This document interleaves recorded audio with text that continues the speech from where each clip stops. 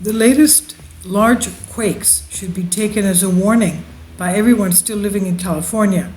Title Turn on Zero Hedge Reports is authored by Michael Snyder via the Economic Collapse blog. Well, of course, this is also exactly what the USGS geologists are saying, that we may have a bigger quake if these are foreshocks of a bigger quake. We also have others claiming that the big one is expected within the next 30 years with a 99% chance of it occurring because a large quake is overdue in Southern California, Los Angeles area by over 200 years. For years, scientists have warned that the San Andreas Fault is locked and loaded and could potentially unzip once and for all at once. Now, we know that recently we found the little-known Garlic Fault that it sits perpendicular at the west joined to San Andreas, and it seems like the energy is flowing east or sitting east there at Ridgecrest, where we were seeing about 1,500 quakes every day. Now, of course, these two large earthquakes, the 6.4 on July 4th and the 7.1 on the evening of July 5th, that we just witnessed in Southern California were not along the San Andreas Fault. So we should be very thankful for that, because they happen in remote areas. Those two quakes did not cause an enormous amount of damage, and they should still be taken as a warning.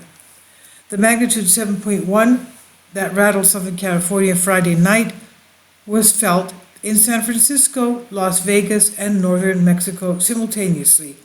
But if a magnitude 9 earthquake suddenly hit the San Andreas Fault, it would be 707 times more powerful than the quake that we just witnessed of 7.1, and it would happen at a very heavily populated area. We're talking about Los Angeles, of course. And needless to say, the death and destruction would be unimaginable. As it is, with these earthquakes, the 6.4 and the 7.1, we had no casualties, only minor injuries. That's amazing. It's astonishing. We were lucky up to that so far. Now, a big magnitude 9 earthquake would be a city-destroying earthquake. Scientists keep telling us that reminding us that the Southern California area is way overdue for the big one to strike. The big one meaning the San Andreas Fault, to give a huge earthquake. So if you live in California right now, you have a decision to make. Right now, the crust of our planet is becoming exceedingly unstable, and the infamous Ring of Fire runs directly along the west coast of the United States. Do you really want to keep pressing your luck? Yes, things had been rather quiet for the last couple of decades, but now California is starting to shake like a leaf. According to the Los Angeles Times, there have been at least 300 quakes in Southern California since the 4th of July. I would venture to say twice that much. But anyway, since the 4th, Caltech seismologists have detected at least 3,000 smaller earthquakes. Those include 340 earthquakes with a magnitude greater than 3, 52 earthquakes with a magnitude greater than 4, and 6 with a magnitude greater than 5, Hodgson said in the study. In total, the earthquake sequence is expected to generate about 34,000 aftershocks with a magnitude 1 or greater over the next 6 months, he said. These days, Caltech seismologist Dr. Lucy Jones has been giving her statements.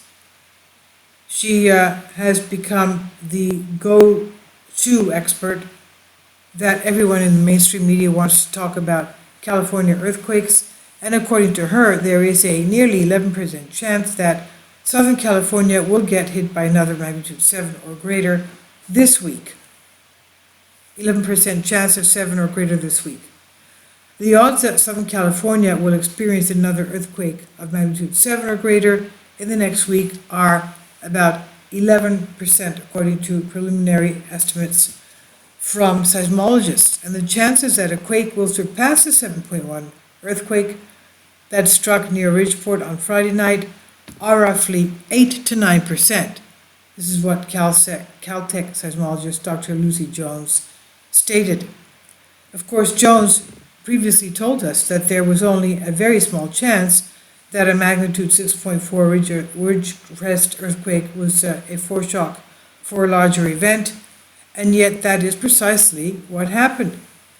Ultimately, just like everyone else, Jones is essentially giving us her best guess, and it may be an educated guess, but it is still a guess. And she's also telling us that the aftershocks from magnitude 7.1 earthquakes that we just witnessed could last for years, quote unquote. Though such quakes would be more likely to occur in the next few days, the shaking could continue for quite some time. A magnitude 7 usually has aftershocks that last for years, Jones said. But aftershocks are not a reason to move out of California, the state of California. The very small earthquakes are not going to change history, but when the big one finally arrives, nothing will ever be the same again.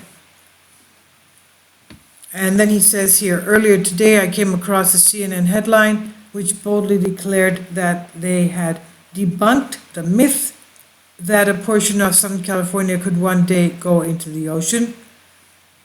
Since I had just written about this, I eagerly clicked on the story to see the amazing evidence, quote unquote, that they were using to debunk this myth, and unsurprisingly, this was the extent of the evidence that they offered. Here's some comforting words for every Californian resident contemplating a permanent relocation. The USGS calls that the idea that the state will be swept out to the sea absolutely impossible. That will continue to happen, however, is about 2 inches a year. Northward movement of Southern California towards Alaska as it slides past Central and Eastern California. So that is a quite powerful argument they laid out there. I assume that what is being referred to here is the idea that a portion of California could snap off the continent just like a cookie and sink into the ocean. And of course, that is not going to happen, they say. However, much of that Southern California is barely above sea level. Okay? California is low-lying, barely above sea level. The scientists have discovered that past earthquakes have caused the ground in the region to sink by as much as 3 feet. If such an earthquake happened today, there would be vast stretches of Southern California that would suddenly go underwater as the Pacific Ocean came pouring into California. So instead of talking about Southern California going into the sea, perhaps it would be more accurate for us to talk about the Pacific Ocean going into California. Cal State Fullerton professor Matt Kirby was one of the lead researchers in the groundbreaking study that that alerted all of us to the possibility that he says that if a large enough earthquake happened today, you would see seawater rushing in.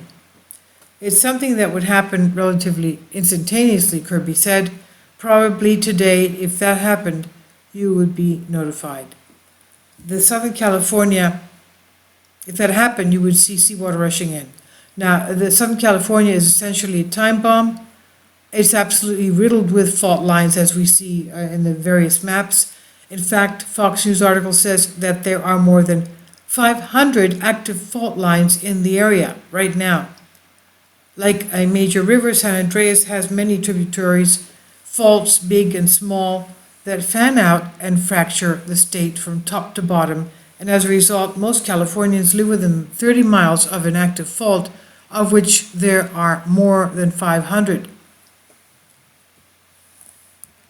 So, now, do you feel lucky? Maybe you do, and that's fine, but someday your luck may run out, and we have entered the time of the perfect storm. The major seismic events are going to be becoming increasingly common.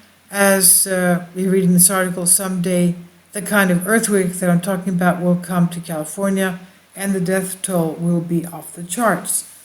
Unfortunately, most Californians are not going to listen to the warnings. For example, one small business owner named Albert Addy told CNN that the risk of earthquakes is something he's willing to tolerate in order to live in a place with beautiful weather and good job opportunities. Ultimately, he said, it's just one of the trade-offs of living in a place with beautiful weather and good job opportunities. It's the risk you have to accept by living here in Southern California, he said, and he adds, hopefully everything will work out. Blind hope is not a strategy.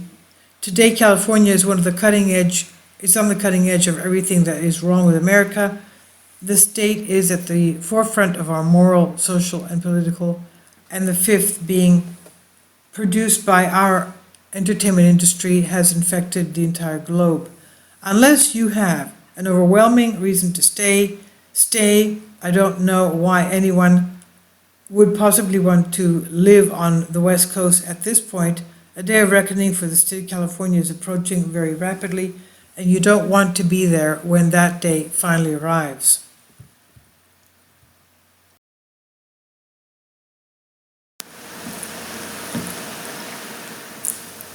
If you'd like to join me on my Patreon account, you will hear content not covered by mainstream media. These riveting stories will be based on my research, and I will state my opinions and give my personal insight on diverse and controversial subjects and world events not covered by mainstream media, and not supported by YouTube guidelines. So whatever I have on my Patreon, most of those will not be on my YouTube channel. Please consider becoming a member today. More of the most significant and important videos will be on my Patreon channel. Your support helps me to continue my research and keeps this YouTube channel alive.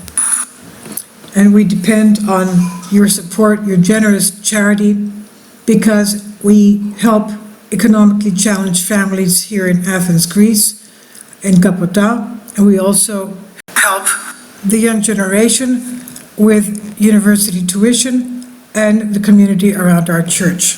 Thank you.